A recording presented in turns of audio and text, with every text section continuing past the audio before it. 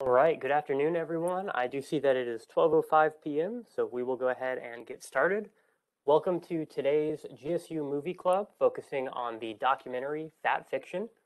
Just a couple things before we get started. We are going to be recording today's session, so if you have to leave early and need to catch the end of it, we will have that recording available, or if you'd like to share it with a colleague, we'll be sending that out through email as well. Today on the presentation is the full EDWS team, including myself, the the Wellness Program Administrator, Tony Pilote, the Health and Wellness Coordinator, and Cheryl Johnson-Ransaw, our Director. Throughout today's session, we are going to have a couple slides that will offer you an opportunity to share your thoughts and opinions on the matter. If you'd like to make use of the WebEx chat feature, we highly encourage that. Typing in there is a great way to share your opinion. We'll be sure to read it out loud for others to hear. If you would prefer to use your microphone, you can click the raise hand button on the bottom right side of your WebEx interface, and that will give us a notification that you'd like to talk, and we can unmute you and let you share any opinions there as well. So again, two options: making use of that chat box or raising your hand, and we can call on you and unmute you. So we will go ahead and begin. So just a couple quick things about me.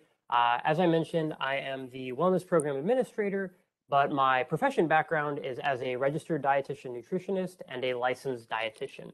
The reason that I bring this up is this is a nutrition documentary, so there is a lot of information in there. Of course, everyone has done their own research on nutrition. They have their own opinions and beliefs about nutrition science, but I wanted to give a little bit of background about myself so you'll know where I'm coming from with some of the kind of comments and the ways that this presentation is structured. So what we're going to do is we're actually going to start here by playing the trailer. So if you haven't seen the documentary yet, that's a-okay. We're going to show the trailer, give you a little bit of kind of a warm-up as to what the documentary is all about. If you are interested in watching it, it is available to watch for free on YouTube right now. It's about an hour and 45 minutes long. There's a lot of information in it, very interesting to sit through. But if you haven't seen it yet, that's okay. We're going to have some discussion questions today that will still allow you to be involved and participate. So bear with me. Okay. So just a little bit of the trailer there to give you an idea, if you haven't seen the film, of what it's about. So the first discussion question that I want to ask and present to everyone is, prior to the film, what have you heard about the keto diet? I know there's a lot of us who may have interacted with it in different ways, so I'm just kind of curious to hear, what have you heard of the keto diet, or what is your experience hearing about it? So we'll take a moment. Feel free to enter your comments in the chat or raise your hand.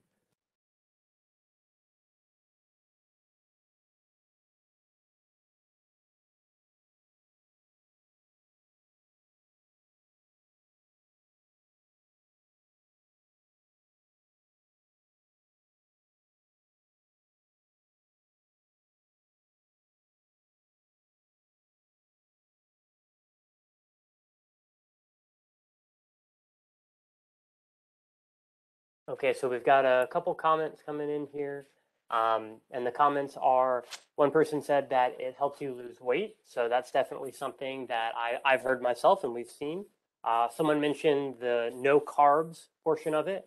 And we'll talk about that in a little more detail later on, but definitely that is a big kind of advertising thing that we hear about, is when people are doing keto, they don't eat carbohydrates or carb foods. And again, we'll kind of define what that means.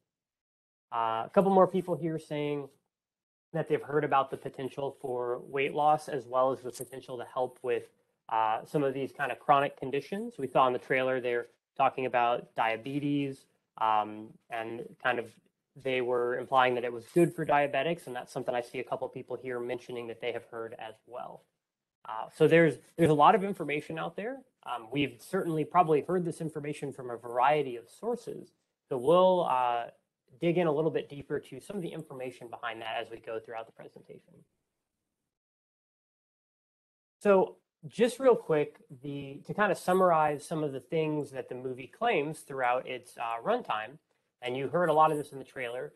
So there is a statement made by the movie. I want to make that clear. This is not a statement that I'm making. This is based on the information presented in the movie.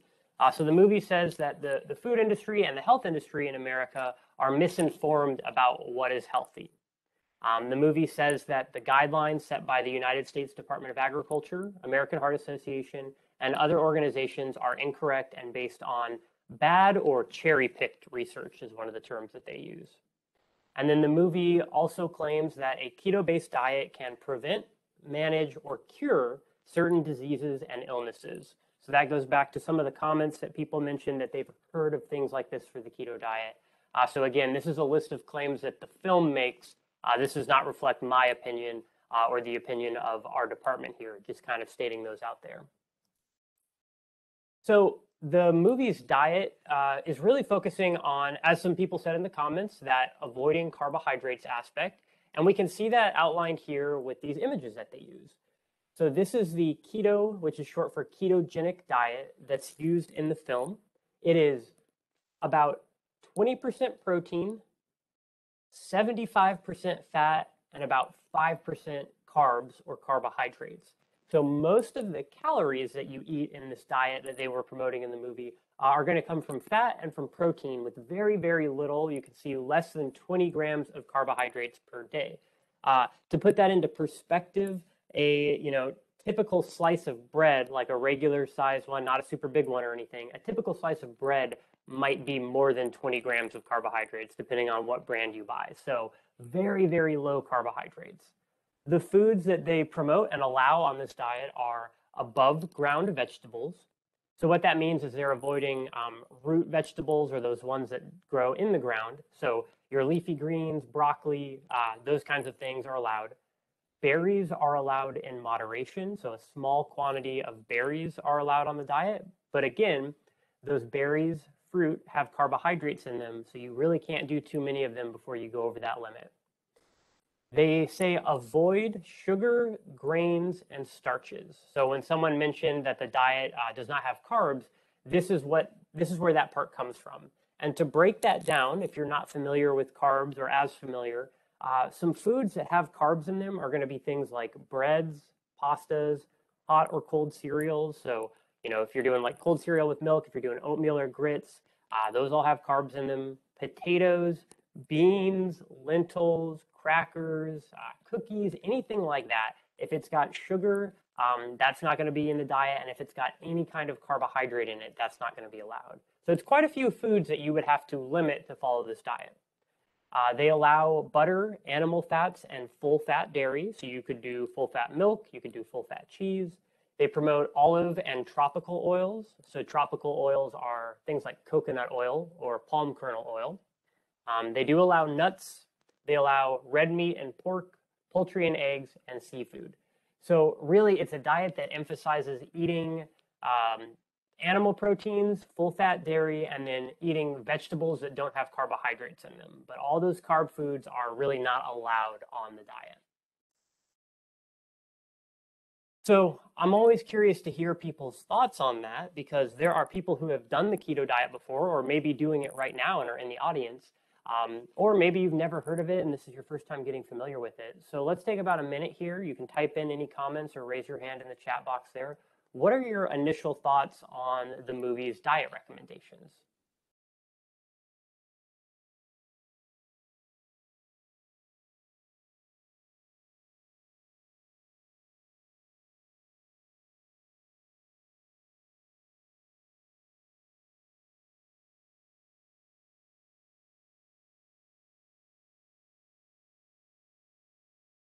Okay, we've got a couple comments coming in. And unsurprisingly, the comments are coming from several different people, meaning we've got several different opinions to look at. And this is a good opportunity to remind everyone that we are here to share our thoughts on the matter and, of course, be respectful of the different opinions and perspectives people may have. So the first comment that came through mentioned that to them, the diet sounded restrictive and like it might be difficult to sustain over a long period of time. Another person mentioned that the ideas presented on that slide sounded like a very good idea to them. There's another person here mentioning that removing or restricting carbs for them, they think would actually be really helpful. And I think that certainly a lot of people experience that where they might have difficulty controlling carbohydrates in their diet. So the idea of following a rule that takes those out of the equation might be helpful in their mind. There's a comment here mentioning that the recommendations sound very restrictive, so another one of those. Here's a comment that they just find it interesting, the recommendations, that they feel like the opposite of what we're told, and that a lot of things are low in fat, but this diet kind of feels to be going in the opposite direction of that. And that's really at the center of what the movie is talking about. So great comment. And then a follow-up, this person thinks that limiting carbs is a good idea, but this version seems a little extreme. So a lot of different opinions there. There's definitely a spectrum of thoughts that we can think of whenever we are talking about our reaction to this. So definitely appreciate everyone's honesty and getting those opinions out there, and we'll continue to kind of explore some thoughts behind this. And we'll kind of pass over this question a little bit, or if you've got additional details you want to add, please feel free to put them in the chat, because I know we had some people answer this already. But the next question was, do you think the diet described is sustainable? And I know we had some people who said that it seemed difficult to sustain for them, but of course, feel free to share any additional thoughts there, and we'll be sure to get to those too. Okay, and then we've got some additional people saying that it would not be sustainable for them. And I think that's a good way of wording that too, is that what's sustainable for one person may not be sustainable for another person. So it's good to kind of keep that in mind. So I wanted to talk a little bit about the results from the movie's participants. And there are several participants in the movie that were interviewed after the fact, but we did have 3 that were going through it while the filming was happening, which of course is really interesting to get to watch that. So one thing the movie did show was these weight changes after 1 week on the film's keto diet. So they switched everyone to the high-fat, moderate-protein, low-carb keto diet. And after the first week, we were reported a loss of 5 pounds, 2 pounds, and 2.5 pounds. So that's that initial 1 week weight loss. So off of those 1 week results, what are your thoughts on that? I mean, how does that make you feel in reaction to the keto diet? Does it change any previous thoughts you had about it? Just what's your reaction to that? We'll take a minute to have some people type comments for there.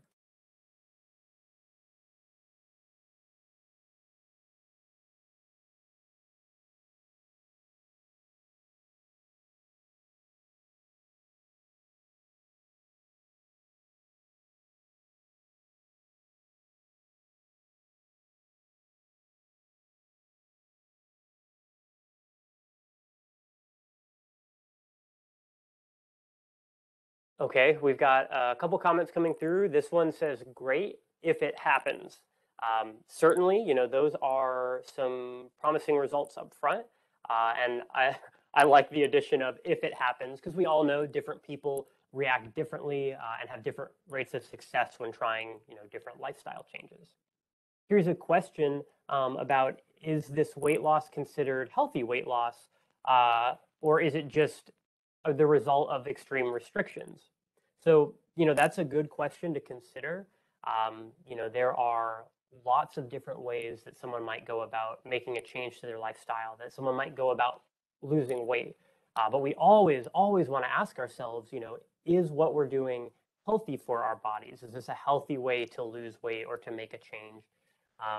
This is definitely something where if you are ever considering this or any other diet, you want to talk with your healthcare team, talk to your doctor. If you see a dietitian, talk to them, and make sure that what you're doing is healthy and helpful for your body. So some good thoughts there. And I want to go into real quick a little bit of some of the science and information behind some of the weight loss that can happen. And the video or the movie doesn't address this, but I felt to kind of have the full picture out there and let people form their opinions, we do want to highlight this. So in early weight loss, when you're on the keto diet, some different things happen in the body. So when we eat carbs, if we're on a typical diet or a regular diet for most Americans, there are carbs in it. Our body stores the energy from carbs with water as a type of fuel that we call glycogen. So we eat the carbs, and then our body is able to turn that into glycogen by using some water and binding it to it. And then we've got some energy that we can tap into if we're going for a long walk. Maybe you're working on your feet all day and you haven't had a chance to eat in a while, your body's going to tap into some of that glycogen to give you some energy to help your muscles work. When you stop eating carbs, so if you were to do a keto diet and cut them out, your body's going to burn through all that glycogen, that fuel that you made. And the water that was part of the glycogen is going to be excreted. So our body will just get rid of it basically, either through urine or sweat. So a lot of people, when they start a keto diet, they actually find that they're really thirsty and they have to pee a lot. And that comes from the fact that their body is kind of going through water at a different pace than it's used to and not refilling those carbohydrates. So unfortunately, for a lot of people, the weight loss that happens early on in the first week or two, it's usually mostly water weight, not fat loss. So those initial couple pounds that can be exciting, a lot of times it's water that's just leaving the body, and it doesn't mean that your body started breaking down fat already. Now, after all the glycogen, that fuel from your carbs, is used up, then the fat burning does start.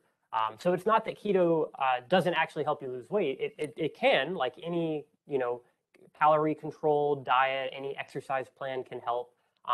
But first the water weight goes, and then your body starts burning up that fat. So I think it's important to note that those 1 week results might be not the best indicator of the long-term success of the diet.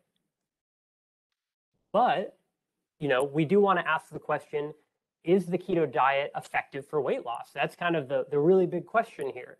And the answer to it, from a variety of studies that have been looked at, and we're always doing more research, is that keto diets may help people lose about 4.5 pounds more than your typical low-calorie diets do over the course of 1 year. So that's a long time frame, but over the course of 1 year, keto diets might help you lose a few extra pounds over a normal low-calorie diet. However, not all studies show that. Some studies show that they're pretty similar in terms of weight loss. So people who are just counting calories versus people on the keto diet, they may achieve pretty similar amounts of weight loss.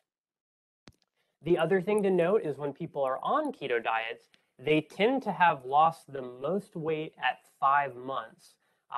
But for a lot of people, it's not sustained. And that's not really different from your regular low-calorie diets either. For a lot of people, they are able to work hard, lose weight, but keeping that weight off can be very difficult regardless of the type of diet you're on. So the big takeaway here is that on any diet, you may have people losing. In this study, there were people who lost up to 60 pounds, as well as people who gained 20 pounds over the course of that 1 year that they were looking at. So keep in mind that it can be helpful, but it's not a guarantee. It's not a the documentary we watched last year that focused on this was called The Magic Pill. And certainly this diet can have some benefit, but I would not call it a magic pill. It's not a guarantee there. So when we're getting information from documentaries and on the keto diet, I know a lot of us have seen information in magazines, on social media, on the internet. You may have heard it from a coworker or a friend.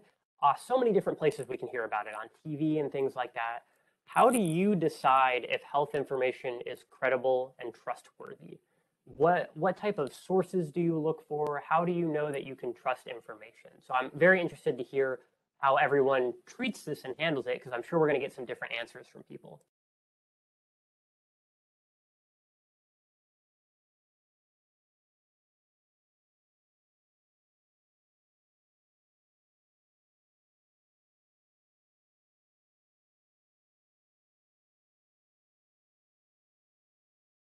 Okay, we've got some answers coming in here. This person mentioned WebMD. They mentioned Harvard. So I think those are some probably common sources that come up if you search for things. WebMD results are typically near the top. You may see Healthline is a website that has results. Harvard definitely has a lot of results on searches that pop up. I see some other universities listed here. This person mentioned looking for the .org or the .edu at the end of a website when looking at website links. I think that's definitely a good approach as well to those trusted organizations and those educational research-based websites. Okay. Here's a comment here mentioning that, so there is a database of where you can get studies and research from. And in fact, the previous slide here, ncbi.nlm.nih, so that's National Institute of Health. This person mentioned looking for those kinds of links. That's a .gov link there. So certainly, if you're someone who enjoys kind of reading over the research, that can be a really interesting place to get the information from that's a little more direct. Whereas some of those other websites we listed, they kind of read the research for you and report on it. Here's a comment. This is a great comment. They mentioned that they consult with a healthcare professional. So they may talk with their doctor, they may talk with a dietitian or someone they see for referral resources. So even if the person you're talking to may not be the specialist in that area, if they're a healthcare person, they can probably help refer you to someone who is. And then I see a couple more answers here. Health.gov, doing their own research online. So yes, definitely a lot of different sources we can get info from. And I'll really encourage everyone to, all these answers have been great. Talking to healthcare professionals, using those .gov, .edu, those trusted organizations, those .org websites, that's a good way to get info. The other thing that we might do is check multiple sources. Everyone here listed multiple sources, which I think is great. Because just because one website says something doesn't mean that you should take it as fact because that was the first thing you found.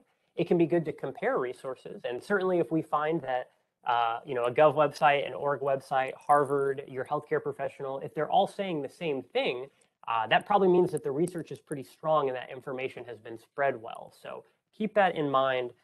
If you look hard enough on Google, you can probably find any website supporting any argument you have, but that doesn't necessarily mean that it's a trusted website or what the general scientific consensus is. So I want to provide a couple more thoughts on the movie's research. And the reason that I do this is with nutrition documentaries in particular, as a dietitian, I have studied nutrition for quite a while. I've practiced it for quite a while. It's something that I am very passionate about. So when I watch these documentaries, I love to hear new ideas. I love to hear different perspectives from other people, but I like to comb through them and I like to be pretty careful and thorough because documentaries at the end of the day they're movies. They're meant to educate, but they're also meant to entertain too. So it's easy to put some inspiring music behind some of the patients and the clients that were in that film while making the audience feel a certain way, but that doesn't guarantee that the information is necessarily 100% accurate. So one thing that the film spends a lot of time talking about, and you could see it in the trailer, there was a man interviewed and he said, the food pyramid's great if you're standing on your head.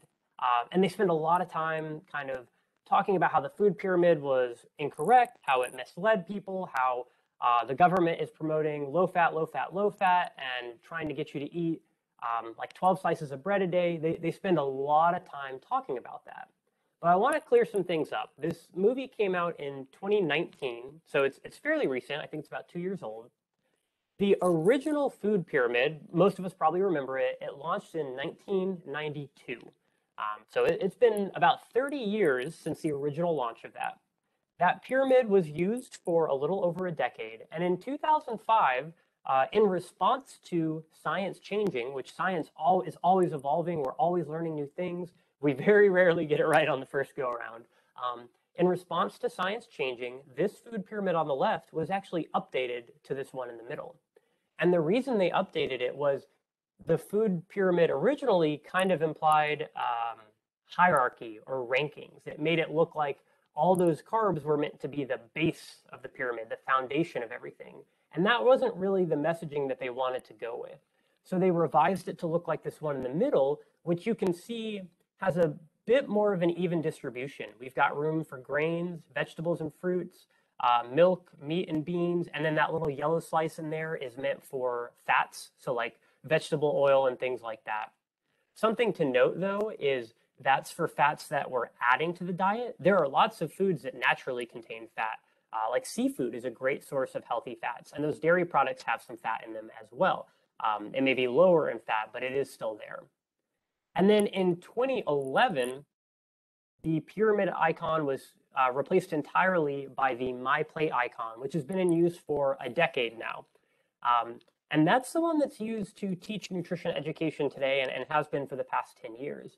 So the film spends a lot of time arguing about the food pyramid not being beneficial and the government kind of, I guess, being incorrect with their research and teaching bad nutrition science. But the government hasn't actually been using the pyramid for over 10 years.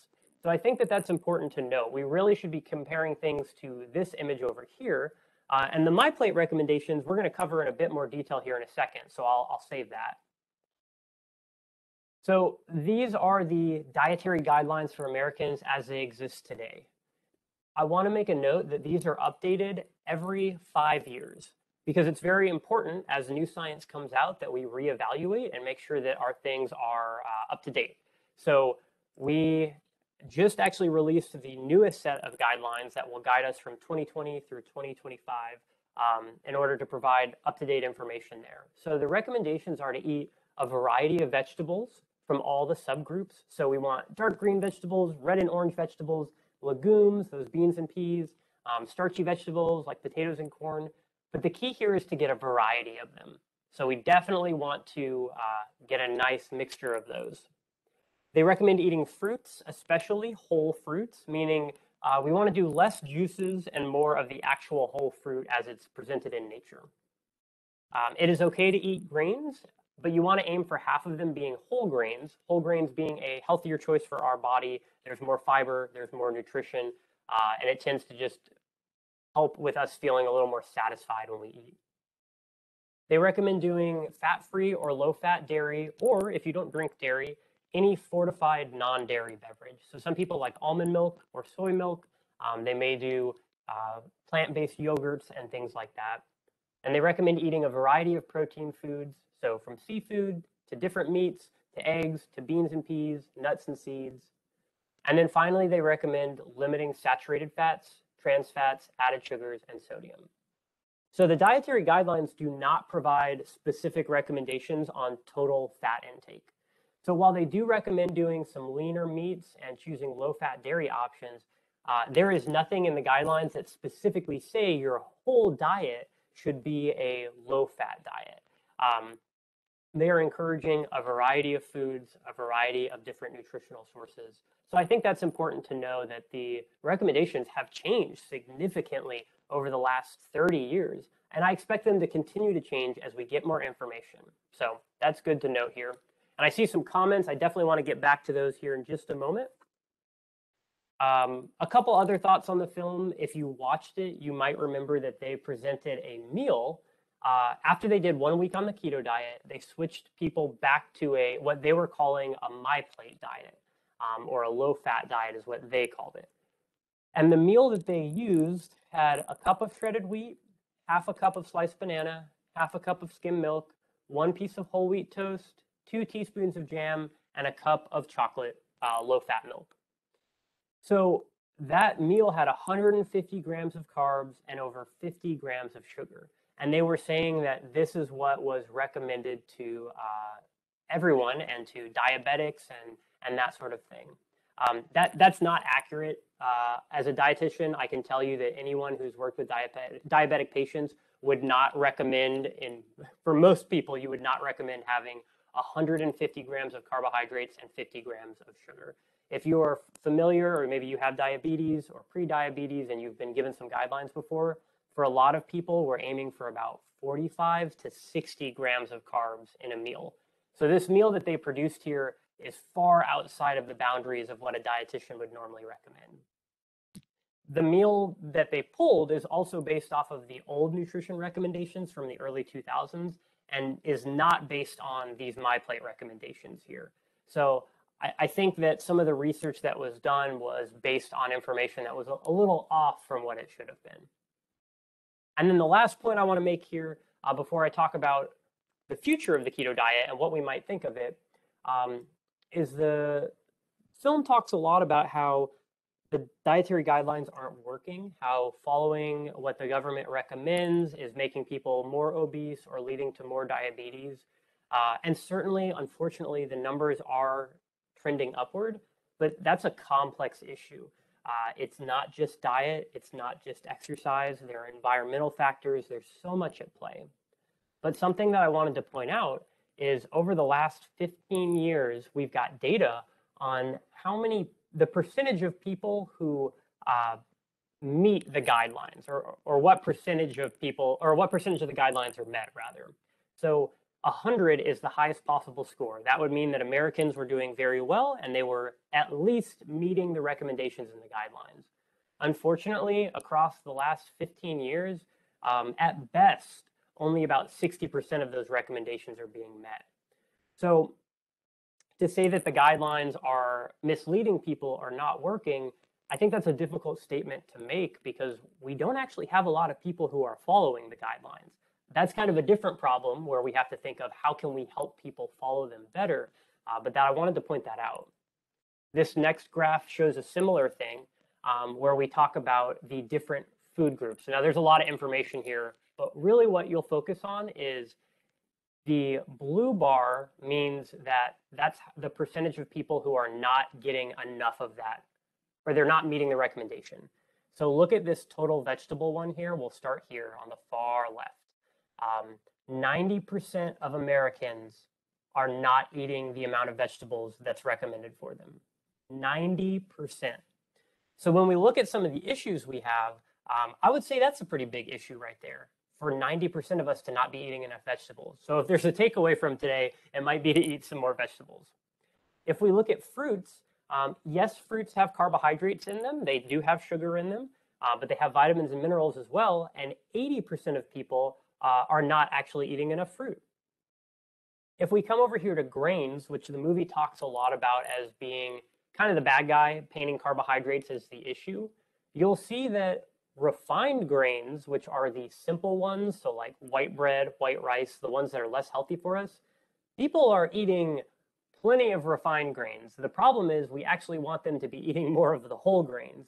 So I think the shift might be, if you're someone who feels that the keto diet's very restrictive, a better shift might be to move from refined grains to more whole grains. So whole wheat bread, doing like whole grain cereal, brown rice instead of white rice, that sort of thing. So I think this is important to bring up to show that there are a lot of factors involved in our health and our nutrition, and that we can't really pick just one thing as the scapegoat because there are several things at play. So some quick final thoughts on the keto diet and its potential health benefits. I spent a lot of time kind of talking about the film, but it's important to note that there are lots of people out there, you may know them, you may be one yourself, who have benefited from the keto diet. They have lost weight on it, they have felt better on it, they may have come off of or reduced their medication. The main message here is that we have more work to do in terms of research. We are constantly doing studies, we're pulling in more information. In 5 to 10 years, we may have a better idea of the keto diet and all of its health effects. Right now, we don't have a lot of long-term information, so it's hard to say, is the keto diet healthy over a 5-year time period, a 10-year time period, a lifetime, those kinds of things. And unfortunately, we don't have that info now, which is why a lot of healthcare providers are not quite as eager to jump on and recommend it because we're still figuring things out. The best recommendation here, I'll go back to what an audience member said earlier, is that you should talk with your healthcare provider, your doctor, your dietitian. If you see a nurse practitioner or anything like that, they will be able to help guide you through whatever lifestyle change will be beneficial for you. Because we've all got different profiles, we all have different histories, different tastes and preferences. So it could be that we've got people in the audience that the keto diet could do some great things for them. It could be we have people in the audience where a keto diet might be dangerous for them because of other health conditions or health side effects that they might experience. So talk with your healthcare provider, take that info in, and remember to keep doing research. We're always evolving and learning more, and we don't want to jump to a conclusion based off of just one video, just one article, or anything like that.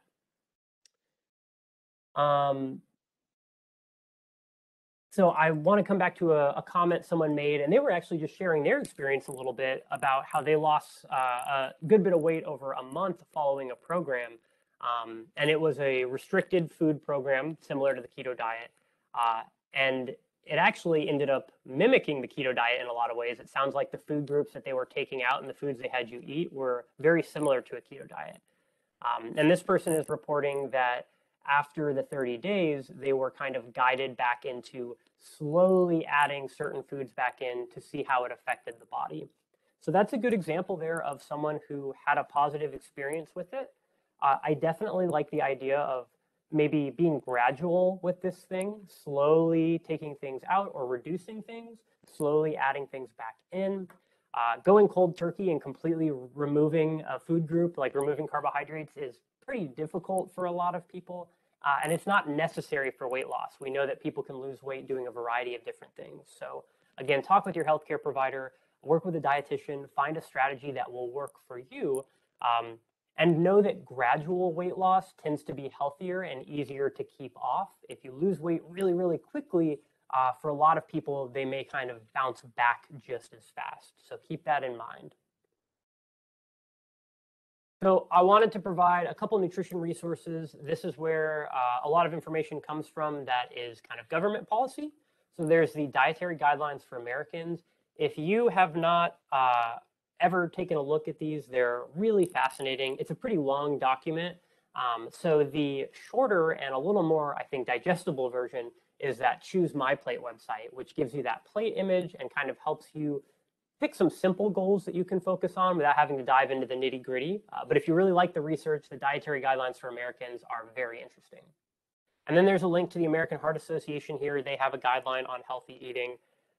And all these guidelines are a little different. The American Heart Association has slightly different recommendations, but they all follow the same general idea of, eating fruits and vegetables, choosing healthy protein options, exercising, being active, drinking water.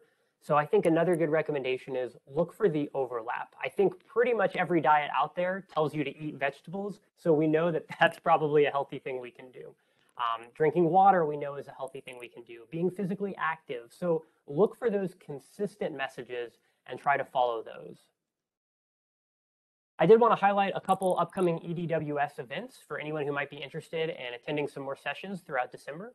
Later today, actually, at 2 p.m., we have a mini stretch break led by Tony. She is awesome. I love the stretch breaks. It's a really nice way to relax. If you've been sitting at your desk or maybe standing at your desk and you're feeling a little stiff, these stretch breaks will help relax you and get you through the rest of that workday feeling good. So that'll be at 2 p.m. today. You can actually access this from the GSU web calendar or from our EDWS website. We've got the link posted there as well.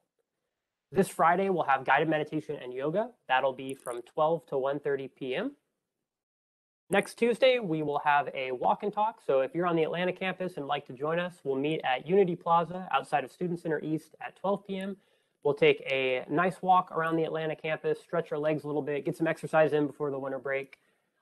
And then finally, next Friday, Friday, December 17th, as a great way to end out the final week before we go to winter break, we're going to have a Fun Fitness Friday session, also led by Tony. She'll be guiding us through some fun exercise, getting us some activity in, and that'll be from 12 p.m. to 1 p.m. So that is the end of today's presentation. I really want to thank everyone for all the participation. We had a lot of great comments, people sharing their stories and experiences. I do want to take a moment and pause here and see if anyone has any additional questions or additional comments that we might be able to address before we wrap up.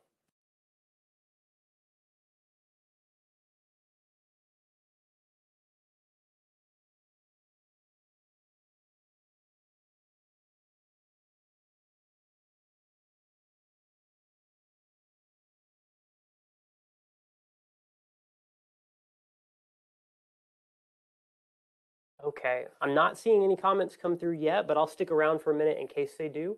I do want to add, if as a GSU employee, if you are ever interested in learning more about nutrition, having a one-on-one health coaching appointment, trying to benefit from talking with a dietitian, as I mentioned, my background is nutrition. I am a dietitian, and we have free one-on-one health coaching appointments through Employee Development and Wellness Services.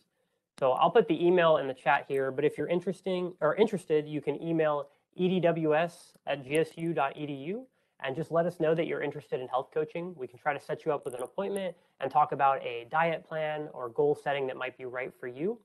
We've got New Year's coming up, and I know that's a really exciting time for a lot of people where they want to set some new goals and objectives. So we can definitely try to get you on the calendar either for this week before we head out for winter break or in early January to help with those New Year's resolutions. So there's the email in the chat for anyone who might need that. Thank you again, everyone, for attending. I hope that you have a great rest of your day, and keep an eye out in your email. We're going to send out a quick survey that'll ask for any feedback you had on today's presentation so you can help us improve in the future. Thank you so much. Have a great day.